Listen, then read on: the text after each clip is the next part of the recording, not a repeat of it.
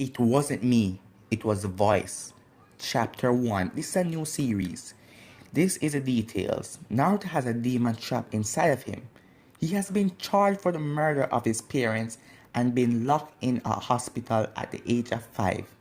Now he is out, going to school, think that everything is gonna be alright, but the demon has plans of his own, including Hinata, some little demon's baby, and a whole lot of chaos.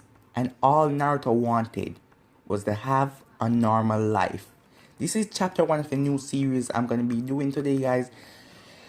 I need you guys to comment down below and tell me if you like this. I need to see you guys participating and tell me if you like this so I can continue. If I don't get the comments, I don't know if you guys like it and if I should continue. Get this one to at least 100 likes here, guys, for part 2. But for now, let's start it straight into the intro.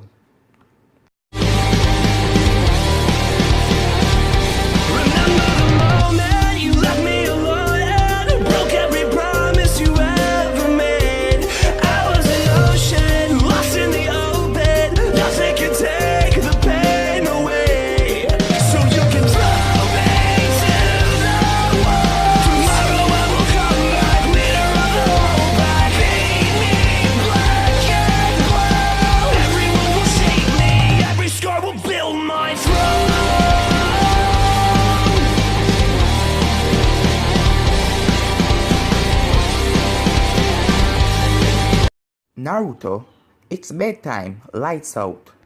Naruto jumped as he grabbed the little box. He shoved it under his bed before his parents could ever come in. He knew it was wrong. It's a box his dad told him specifically to never touch, let alone steal.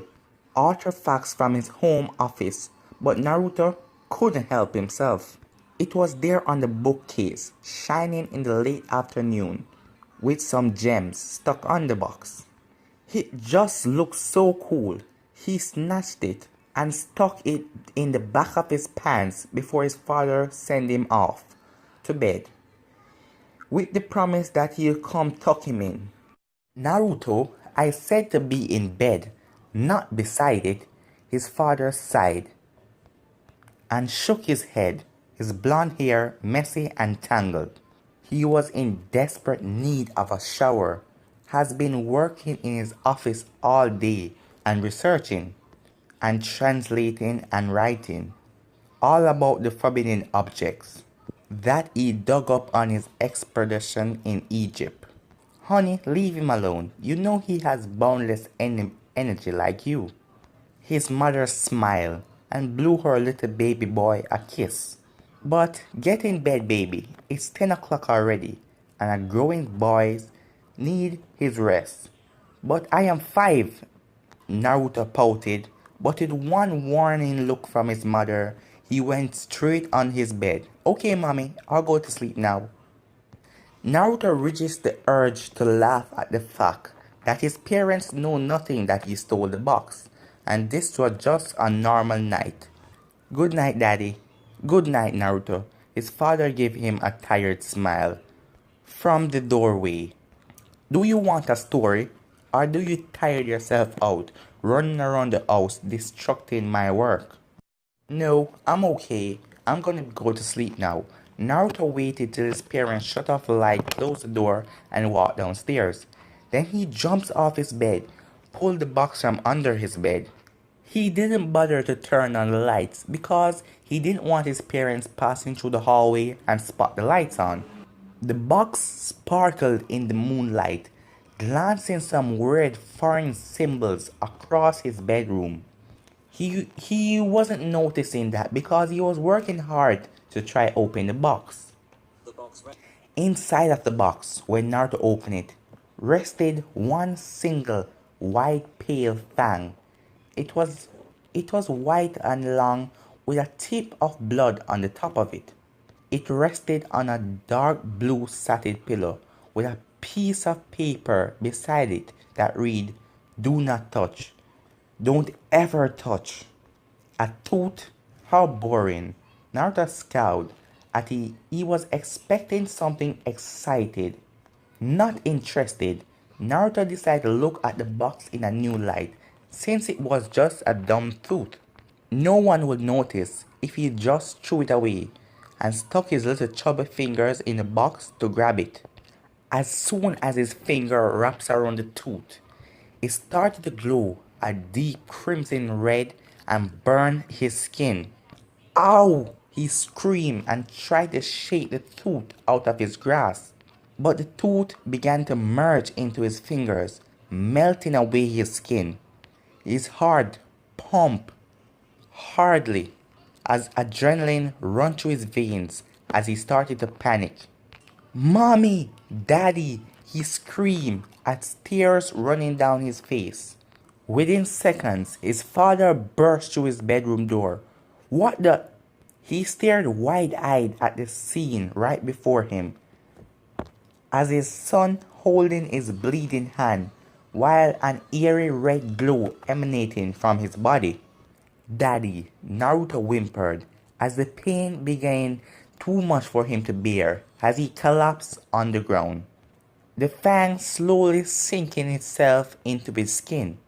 Naruto, his wife, that word spurred him into action, and he grabbed Naruto as the intention of bringing him to the hospital. But that is not what happened. As soon as he touched Naruto, the red glow decided to escape onto his skin and start burning his flesh.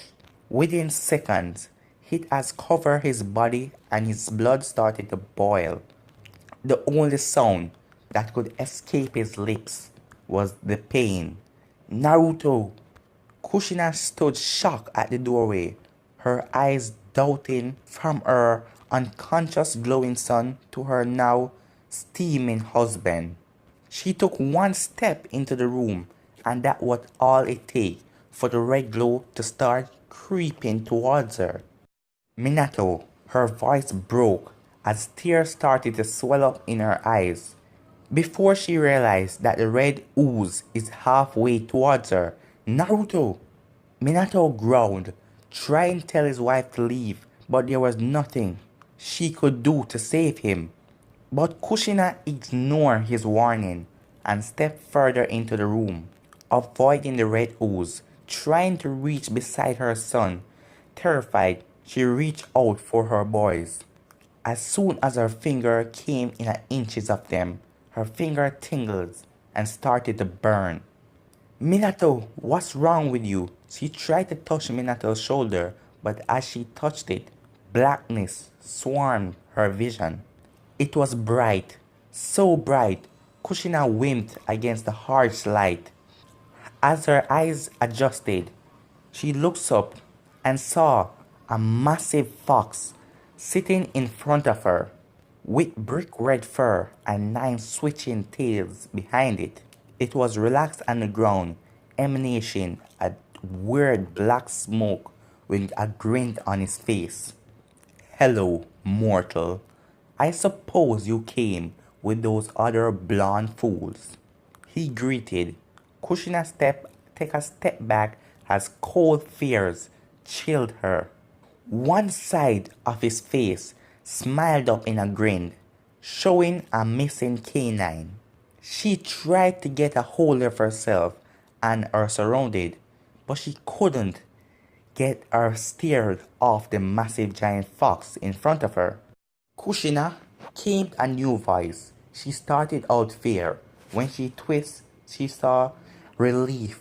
It's Minato standing behind her.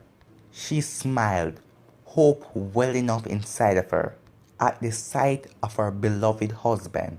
He noticed the fox had yet let out a small yelp and tripping back at an unconscious body. Weary, he looked down at the body. He stumbled over and nearly fainted at the sight of his son just lying there, perfectly unharmed.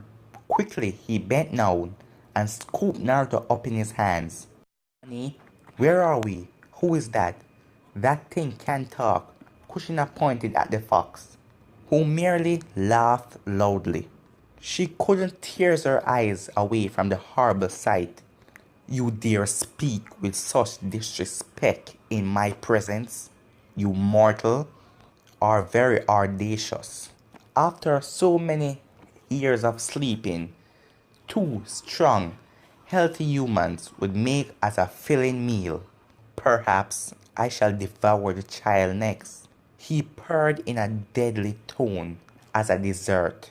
Kushina gasped in horror as Minato glared at the fox and forced himself to appear calm and collective.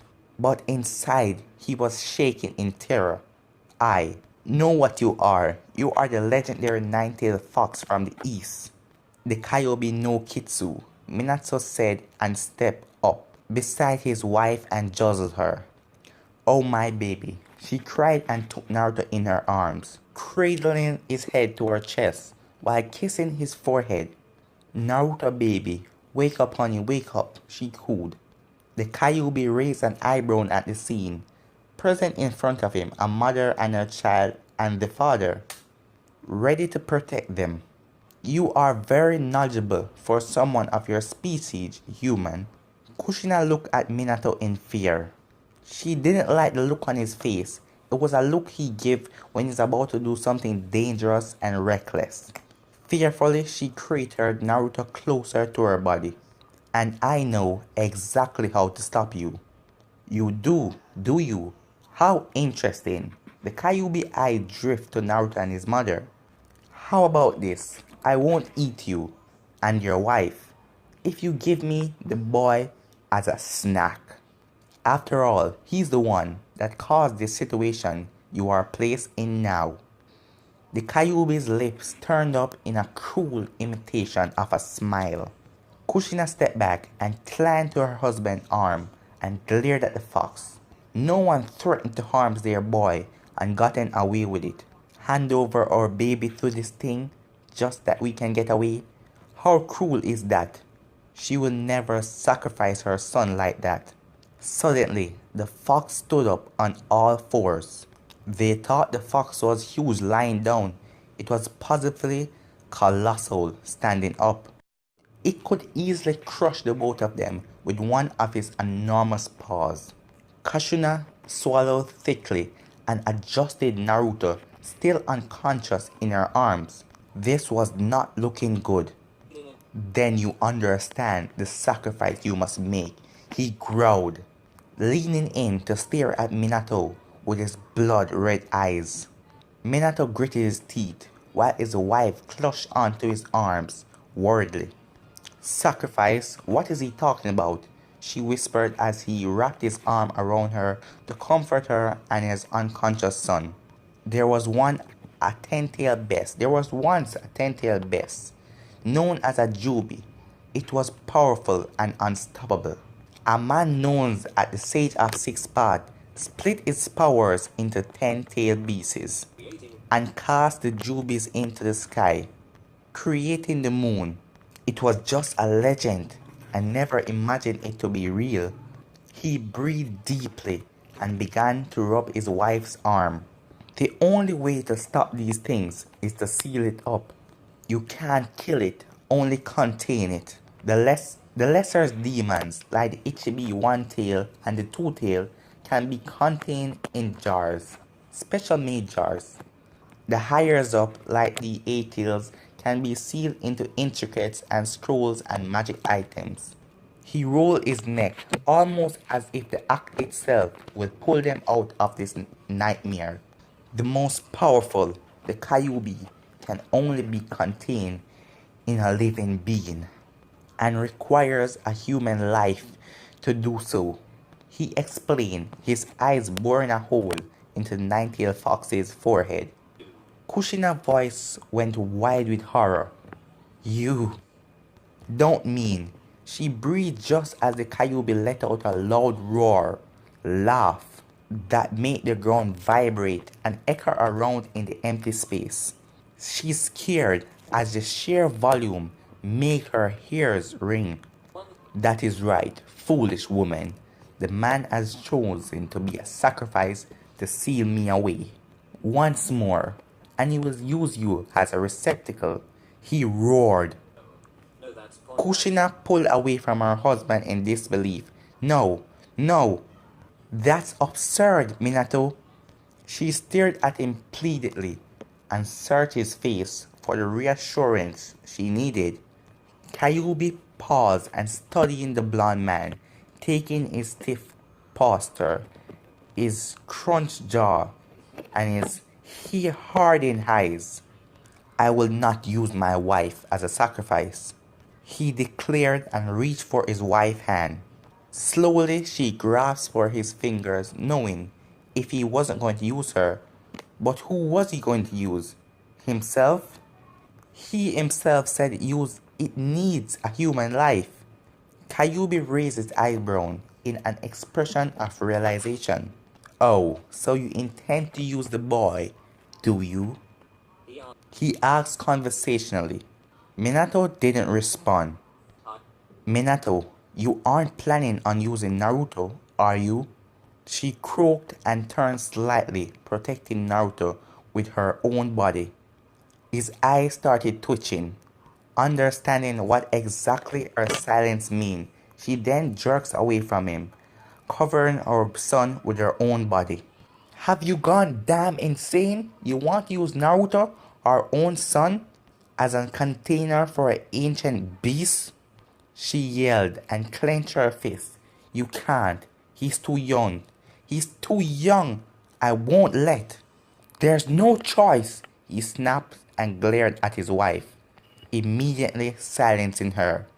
His blue eyes were brimming with tears. He didn't like this any more than she did, but something has to be done. It was the only solution.